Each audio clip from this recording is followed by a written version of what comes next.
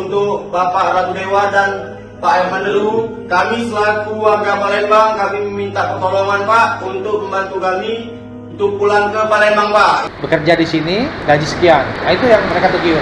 Keduanya biaya berangkat ke sana itu gratis. Terus saya nggak mencapai target, jadi saya diancam nyawa saya. Atau enggak saya harus mengembalikan sejumlah uang yang pernah merupakan saya. Jadi perusahaan itu nggak ada mau rugi perusahaan di sana itu.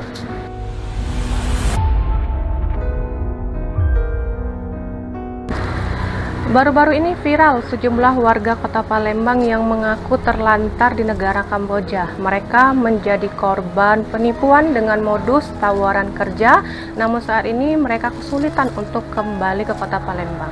Saat ini saya sedang berada di kantor BP3MI Sumatera Selatan untuk mewawancarai langsung pihak terkait mengenai nasib dari belasan warga kota Palembang tersebut. Tetap saksikan kami di Saksi Kata Tribun Sumsel.